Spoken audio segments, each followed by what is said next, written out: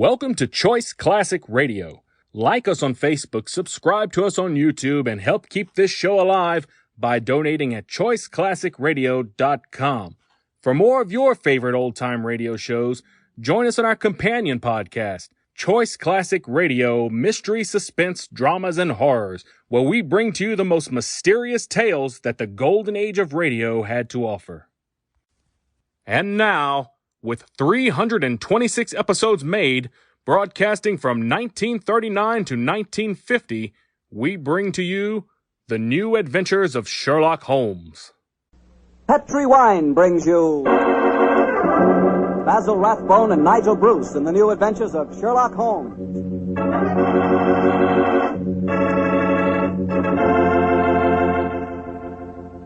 The Petri family, the family that took time to bring you good wine, invite you to listen to Dr. Watson tell us another exciting adventure he shared with his old friend, that master detective, Sherlock Holmes. And as for me, well, I'd like to talk about those few minutes you have while you're waiting for dinner every evening. That's the perfect time for a glass of Petri California Sherry. Petri Sherry is the best beginning a good meal ever had. You really feel like you're enjoying the good things of life when you take time for a glass of Petri Sherry. Hold that glass of sherry to the light. Look at it. It's a beautiful dark amber. Yes, and Petri Sherry is clear and fragrant, the way a good wine should be. Now taste it. You've got something. That Petri Sherry has a real heart-of-the-grape flavor. Oh, and look, if you like your sherry dry, not sweet, Petri makes a fine dry sherry. It's called Petri Pale Dry. And if you don't know yet which you prefer, the regular sherry or the dry, why not try both? Don't buy one, buy two. But just be sure you always buy Petri.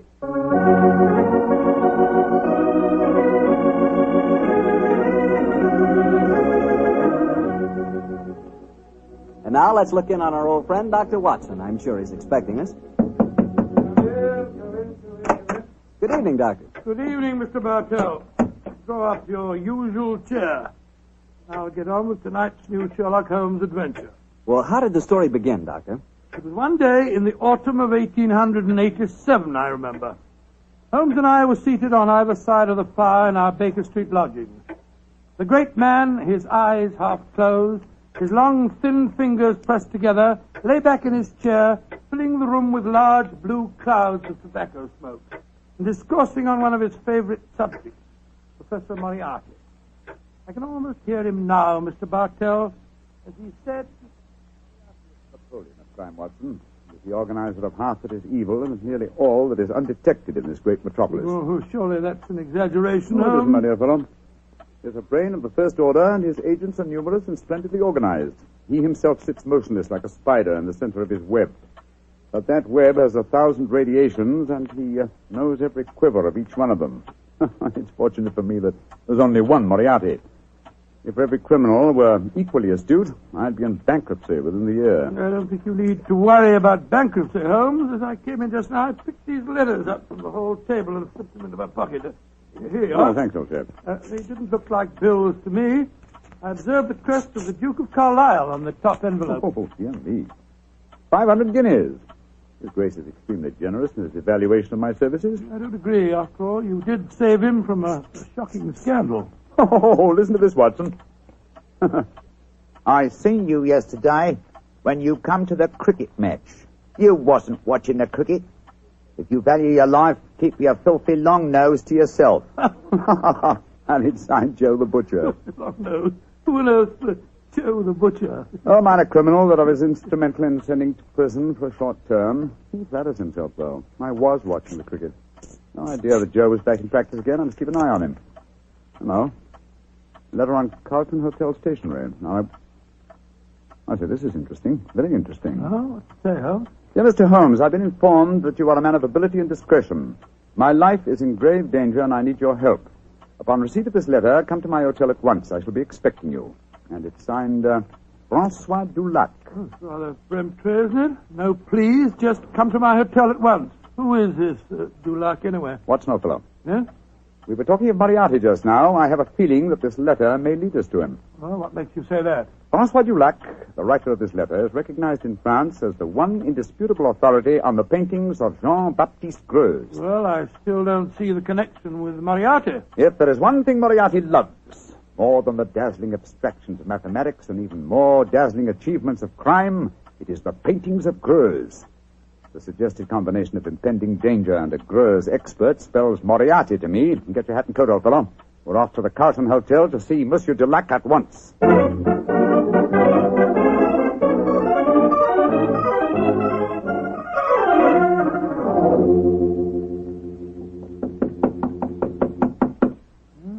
This is room 212, all right, but there's no answer.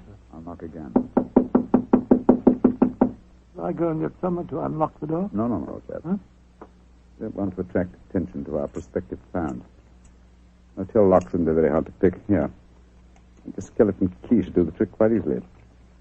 Well, the man at the desk downstairs said that Monsieur Dulac was in his room. You know, Watson, he said he thought he was in his room. Uh-huh.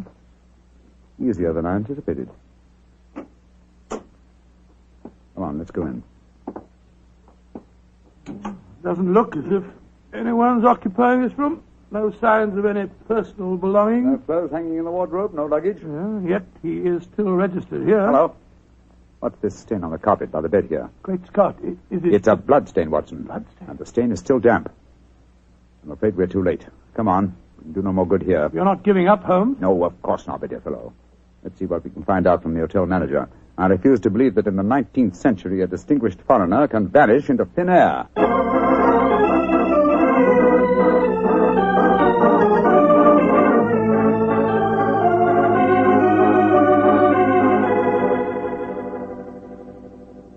Yes, Monsieur Dulac did have a visitor early on today, Mr. Holmes. You remember his name? I think it was Perkins or Parsons, but I'm not sure. Can you describe his appearance? I think so, Mr. Holmes. He was a very tall gentleman, tall and thin, with deep-sunk eyes. Clean-shaven? Oh, yes, sir. He had a high forehead and a funny way of moving his head from side to side. Oh, yes. By Joe, Holmes, that's almost an exact description of Moriarty. Exactly, Watson. Have you seen Monsieur Dulac since this Mr. Perkins or Parsons called on him? No, I haven't, sir. But his visitor came back only an hour ago. He had some men with him. They carried some large packages out of the hotel. Packages? But not luggage, eh? No, packages, Mr. Holmes. Has Monsieur Dulac received any other visitors since he arrived here? None that have been here to see him, sir. But I understand that Sir Henry Davenant has been most anxious to get in touch with him. Sir Henry Davenant? Thank you. I'm extremely obliged to you. Come on, Watson. Always proud to be of service to Mr. Sherlock Holmes. The plot begins to clear, Watson. Well, and what makes you say that, Holmes? Sir Henry Davenant is a millionaire whose art collection is world famous. A year ago, the papers were full of his latest acquisition, the gem of his collection, Jean-Baptiste Greuze's painting, Young Girl with a Gazelle. And now it would appear that for some reason Moriarty wishes to prevent a meeting between Sir Harry Davenant and Monsieur Dulac, a Greuze expert. Now, do you see why the plot begins to clear? Vaguely, but what are you going to do?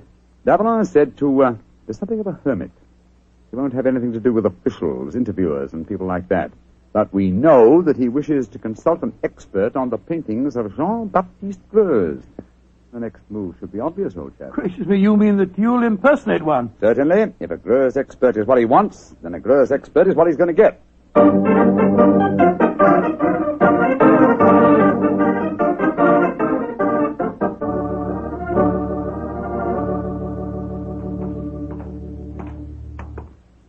Holmes, I must say your disguise is amazingly effective. Monsieur, you do me the great honor. If I appear convincing to the astute Dr. Watson, how can I fail to convince Sir Henry Davenant? Oh, my dear fellow, it's marvelous. Appallingly good. Yes. Here we are, sir. Sir Henry's house. Let's hope for the best, old fellow. I don't know exactly what a French art expert looks like, but I could certainly believe that you were one. I only hope that I can be equally convincing in the role of a patron of the arts. You certainly look your part, old chap. Good afternoon. Can I help you? My name is Vernet. André Vernet. I am most anxious to make the acquaintance of Sir Henry Davenant. I'm afraid that Sir Henry is extremely difficult to see, sir. I can tell him you're here, but he very rarely gives interviews. That is a great disappointment to me. Perhaps you would just go and tell him I am a pupil and a disciple of the great François Dulac. I will do what I can, sir. Come in, won't you, gentlemen?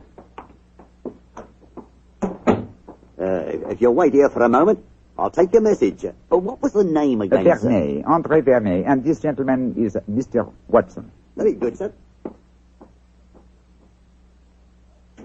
Well, we got into the house. Now let's hope that you can impress the master of it. Not as easy a task, I fear, old fellow. I've have to match opinions on the paintings of Greuze with an expert. My own knowledge of the subject is somewhat sketchy, I'm afraid. Yes, and mine is absolutely nil. Greuze was a naturalistic painter who flourished at the close of the 18th century, and though his paintings command a fabulous fee in this day and age, he himself died in great poverty. Someone's coming. Monsieur Vernet, will you and Mr. Watson come with me, please? Sir Henry is most anxious to meet you. Merci, mademoiselle. My name is Violet Jackson. I look after Sir Henry's art collection. Indeed, a very pleasurable job, I'm sure, my dear. From what I hear, he has a magnificent gallery. He has one of the finest in the world. Yes. His latest acquisition is the famous young girl with the Gazelle by Greuze. Oh, but I'm sure you know all about that, Monsieur Vernet. I think you said in your message you were a student of the great Dulac. I have that inestimable privilege, mademoiselle. Oh, this is Sir Henry's study.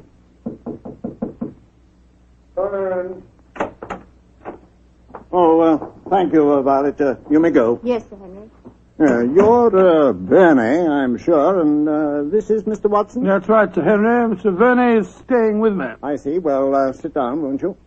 Look, Vernet, you're a friend of Dulac's, aren't you? I think I may claim that honor, monsieur. Then why in thunder can't I get in touch with him? He's staying at the Carlton Hotel, isn't he? He was, or has been staying there, monsieur. Oui. I've left half a dozen messages for him asking him to come and see me, and he hasn't answered one of them. I can't understand it. It's most important that I see him. Monsieur is in some trouble, perhaps? Perhaps. Now, you fellows are familiar with the painting by Greuze, the young lady with the gazelle, aren't you? Oh, yes, Sir Henry. Yes, indeed. Oh, you are, eh? What do you think of it? Well, one of the greatest works, in my humble opinion, monsieur. Of course, I have only seen a reproduction, but it seemed to me to have a freshness and vigor of the flesh tints, a great firmness and brilliance of line. You are indeed fortunate to own it, monsieur. Don't know about fortunate. Cost me £40,000. I still say you are most fortunate, monsieur. Would you grant me the honor of to examine the original? Well, I don't know whether I ought to. I've had to guard it very carefully ever since this... Well, but perhaps in your case I can make an exception. You received threats regarding the painting, Sir Henry? Yes, I have, Mr. Watson. And they've worried me so much that I've even thought of engaging the services of a private detective. Oh, indeed, monsieur. Very interesting. The Duke of Carlisle strongly recommended a fellow by the name of Sherlock Holmes. I was seriously thinking of going to him. Instead of which? He has come to you, Sir Henry. In fact, it will save us all a lot of time, I'm sure. Well, what kind of horseplay is this, sir? Who the devil are you? My name is Sherlock Holmes. Then why do you come here masquerading as a French art expert? Because I'd heard of your aversion to giving interviews, and I wanted to see you urgently. I felt that in the character of a supposed Greuze expert, I was most likely to gain immediate admission. Well, then, your friend here? Dr. Watson, my colleague. Well, it's all turned out for the best, Sir Henry. You wanted to consult Mr. Holmes, and he was most anxious to see you. Yes. Well, I'm glad you fellows are here. You see, I'm devilish worried about that Greuze of mine. Oh, why, Sir Henry? Well, I bought it at an auction. There was another man bidding against me all the time, and when it was finally knocked down in my name, he became most insulting. He seemed unable to bear not owning the picture himself. He told me bluntly that I wouldn't enjoy it long. Well, I didn't think much about it at the time, but lately I've been receiving postcards repeating the threat. I don't like it, that's a fact. Well, you've kept those postcards, I hope, Sir Henry? No, threw them in the fire where they belong. Oh, that's a pity, sir. Can you recall the name of this bidder at the auction who threatened you? No, didn't know his name. Can you describe his appearance? Well, let me see. He was tall, clean-shaven, and a curious habit of moving his head from side to side. Moriarty again. Yes, old chap, my supposition was correct. Now, tell me, Sir Henry, is the painting safely guarded? Well, I'd say that it was impregnable, Holmes. It's not in my regular galleries. I had a special strong room built for it when I started to receive these threats. It has a lock to which only I know the combination, and a special clockwork device that so controls the room that even I can only enter it during certain daytime hours. And yet, Sir Henry, with such thorough precautions, you appear to be frightened. Why? Well, I hardly dare trust my own shadow, Holmes. But as you possibly know, one of Greuze's pupils, a certain Madame Ledoux, imitated his paintings most successfully. Several of the experts were fooled. I confess that I've been frightened lately, since I received the threat, that a clever man might try and substitute a fake painting for the original, if indeed he hasn't already done so. That's why I was so anxious to get in touch with Dulac. He'd know a fraud at once. A substitution would be impossible if you're the only one that knows the combination to the lock of the strong room. Well, that's what my logic tells me too, Doctor. And yet I'm very uneasy, I must confess. It's still daylight, Sir Henry. Would it be possible for us to examine the painting now? Well, certainly. By the way, what happened to Francois Dulac? Did he leave the Continental? He did, sir. So the circumstances of his departure made us distinctly uneasy. In what way? His room was empty. There were no signs of luggage, and yet... Come in. Yes, Violet, what is it? This note was just left for you, Sir Henry. I was asked to deliver it at once. Who left it, Violet? Well, he didn't give his name, Sir Henry. But he was a tall, thin man with deep, sunk eyes. Oh. What's the note say? Why, it's the same fellow again. Listen to this. I told you you wouldn't enjoy the painting for long. You didn't, did you? Great Scott, it's Moriarty. Holmes, I don't see anything funny about this. What makes you laugh? It's obvious that my painting has been stolen. I find nothing funny about it either, Sir Henry. But I must admit a certain pleasure. Once again, I'm crossing swords with an adversary who was more than worthy of my steel.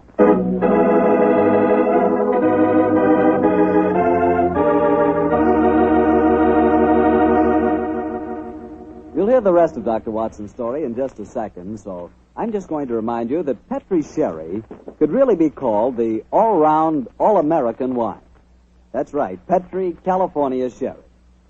Now, the reason I say that is because Petri Sherry is not only a swell before dinner wine, but it's a perfect wine for almost any occasion. When company drops in, serve Petri Sherry. After dinner, when you're just sitting around chatting, Petri Sherry again is just right. Believe me, you couldn't ask for a better all-round wine than Sherry. You couldn't ask for a better tasting Sherry than Petri. Petri Sherry. Well, Dr. Watson, you've kept me on the edge of my chair so far with your story. What happened next? Did Sir Henry Davenant take you to see his famous painting? He did, Mr. Bartell. Together with Miss Violet Jackson, we descended countless flights of stairs. Doors opened where no one expected a door to exist. Finally, after walking down a narrow stone staircase that turned and twisted, we came up against a blank wall. It seemed that we could go no further. But a time clock, a combination of numbers, and a hidden door slid back. We stood in the interior of a small room. A room with no windows and hardly any light. An oil painting stood on an easel before us. It was the incomparable Greuze painting of the young girl with the gazelle. We stood looking at it for a brief moment, and then Sir Henry Davenant said, Heaven, the painting is still safe. Yes, Sir Henry. If it still is the same painting... It looks the same, Mr. Holmes. Yes, it does to me. The fact remains that only Francois Dulac could tell us if it is the same or a brilliant copy. Yes, and Monsieur Dulac has been silent. So it would seem. Of course, we could ask the experts at the British Museum to pass judgment. Yeah, but how could it have been stolen? It'd be impossible to smuggle it out of here and replace it with a copy. There's only one way of being absolutely certain. With your permission, Sir Henry, I should like to make a test. You're going to take a sample of the paint, Mr. Holmes? Yes, that should give us certain proof. Well, very well. You'd better do it, Violet. But be careful. Remember, the painting cost me £40,000. A minute fragment of paint will be sufficient for the test, won't it, Mr. Holmes? Yes, indeed. With my fingernails, Sir Henry, I'll scratch off a tiny sample. Firstly, I think it could dash fine bit of work, whoever painted it. There you are, Mr. Holmes. Is that enough paint Splendid, for Miss you? Jackson, splendid. Thank you. Please put it on this envelope for me, will you? That's it. And now, Sir Henry, I shall return to Baker Street and analyze this paint. Within an hour, I shall be able to tell you whether the painting is worth £40,000 or a plug farthing.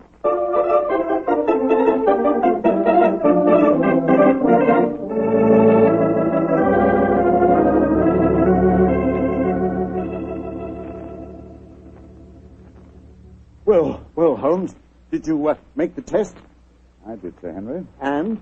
I'm afraid there's no doubt that your painting is a fraud. Oh, fraud. The sample of paint that I examined was manufactured not more than 25 years ago, and Greuze died in 1805. Well, I still say that it's a fine painting, whoever did it. I wouldn't mind having it myself. I agree, Dr. Watson.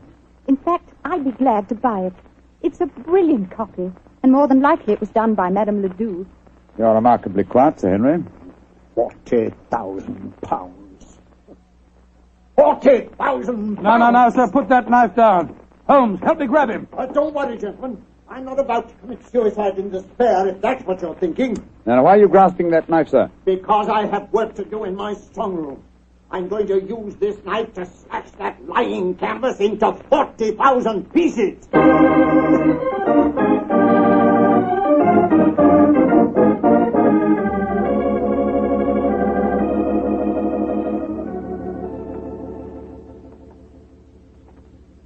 Yes, well, I suppose you're right, Violet. It is childish to mutilate this daub. It's a brilliant fraud, Sir Henry. I'd like to have it. I'll buy it from you gladly. Buy it from me? You can have it. Go and make arrangements to have the wretched thing taken away at once. I don't want any frauds in my collection. Yes, Sir Henry, and thank you. Now, Mr. Sherlock Holmes, I'll pay you any fee you name if you can tell me how the original painting was stolen. Well, Sir Henry, the how must here precede the who. And the how, I must confess, seems impossible. Yes, I agree. This is a sealed metal room. The only entrance is through the door. That has a combination that only you know, Sir Henry. Perfectly true. It's impossible for anyone to enter this room without my being present. Or I would have sworn it was. Let's examine these walls, Watson. Might be a secret panel. Ventilator. No method of entrance here. Well, you'll find no flaws, I'm sure. This room was built like a giant safe. And the time lock on the door is equally solid. Is the time lock working now? Yes. It started 5 minutes ago when we opened the door. But don't worry. It's perfectly safe with the door open. But when the door's closed, it couldn't be reopened again, I take it, Sir Henry. Not until the morning, Doctor, no. I had the lock specially designed. Very ingenious. This presents as pretty a problem as ever I've tackled, Sir Henry. A large painting stolen and a fake one substituted in a sealed room to which only you have access. I must confess the how seems utterly impossible. Remember what you always say, Holmes. Throw out the impossible, and whatever remains, no matter how improbable, must be the possible. Let's consider the who for a moment. Is your butler absolutely reliable? Absolutely. How about Miss Jackson? Oh, completely trustworthy. Brought letters of recommendation from most of the leading art galleries in London. Intelligent, too. And serious-minded. She's made a deep study of mathematics as well as her knowledge of painting. Mathematics? How do you know that, Sir Henry? Well, she had a book with her the other day. I was surprised at the title. Could have been a novel, but no. It was called The Dynamics of an Asteroid, and it was inscribed to her by the author. Dynamics of an Asteroid, and inscribed to her by the author. Thank heavens for your memories, Henry. That book was written by Professor Moriarty. Violet Jackson must be an accomplice of his. Violet? The door! Someone slammed it shut. Yes, and it's not very hard to guess who that someone is. Oh, but I can't believe that Violet is a criminal. Look, there's a note being pushed under the door. Strike a match, will you, old fellow? Right, sure.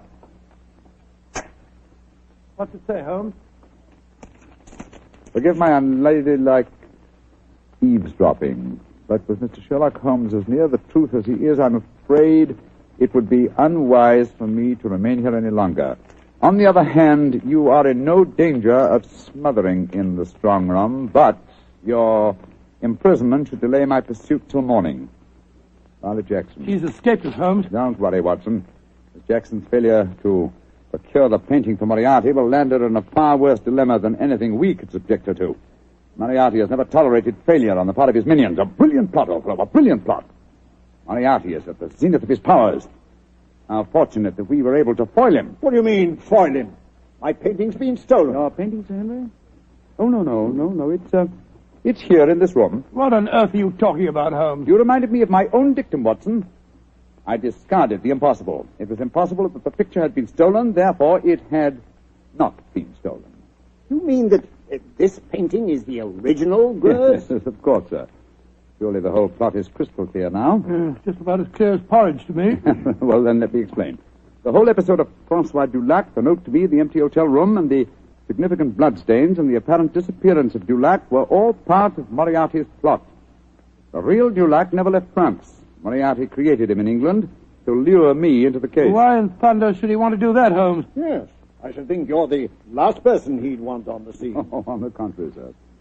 He knew that I'd grab at his bait, the apparent murder of a Greuze expert who would make it seem likely that your painting had a substitute, Sir Henry. He wanted me to test the painting, which I did. I fell into his trap very neatly. The paint, Holmes. You said that it was no more than 20 years old. Yes, my dear fellow, the answer should be obvious. I see it. Violet was his accomplice, had prepared the painting beforehand, and carefully scraped off a piece of modern paint. Exactly, Sir Henry. And Moriarty had assumed, quite correctly as it turned out, that as soon as you thought your painting was a fraud, you'd want to get rid of it. And that girl was going to take it out of this house with your full approval. And, of course, turn it over to Moriarty. What a fantastic scheme. A devilishly clever one, old chap. If it hadn't been for your chance remark about the book on mathematics, Sir Henry, I'm very much afraid the young lady with the Gazelle might even now be on her way out of your house. Holmes, I can't tell you how grateful I am. And I'm going to express that gratitude in a very material manner, I assure you. Thank you, Sir Henry, but I wouldn't dream of accepting a fee for this case. I've been shockingly obtuse. I might easily have let them walk away with your treasure right under our noses. We locked in here for the night, sir? I'm very much afraid so, Dr. Watson. So I shouldn't be surprised if the butler notices our disappearance and comes looking for us. But he won't be able to open the door. It'll need a professional locksmith to get us out of here. Well, really, it looks as if we'll spend a very cheerful evening. Don't be gloomy, my dear fellow. Oh, gloomy, sort of. You're locked in with one of the loveliest girls in history, and she's genuine at that. Strike another match, old chap, shall we? What? Let's look at her once again.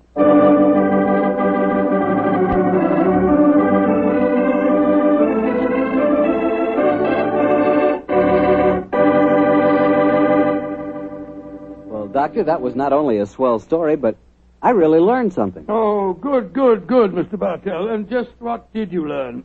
Well, this fellow Greuze, the painter... Yeah? I know this must sound stupid to you, but until you mentioned his name, I'd never heard of him before. Until Holmes mentioned his name to me, I'd never heard him before either. But then... we'll never learn about the good things in this world unless somebody tells us. Exactly. That's the way I feel about Petri wine. No, wait a minute. Now, here's the way I look at it. There are thousands of people who know about Petri wine and love it, right? Yes, but even though it's a wonderful wine, there must be some people who don't know about it. So I tell them about it. And I tell them about the Petri family and how they've been making wine for generations and how they've been handing on down from father to son, the fine art of turning luscious grapes into delicious wine. Yes, and when I tell them that the name Petri on a bottle of wine is the personal assurance of the Petri family that every drop of wine in that bottle is good wine, well, that's all you have to know. So it adds up to this. If you want a fine wine for any occasion, you want a Petri wine, because Petri took time to bring you good wine.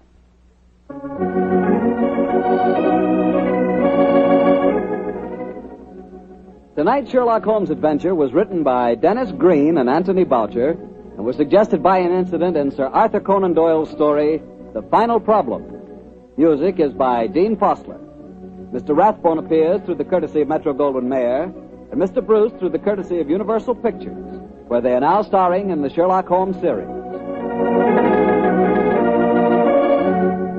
The Petri Wine Company of San Francisco, California, invite you to tune in again next week, same time, same station. Sherlock Holmes comes to you from our Hollywood studio.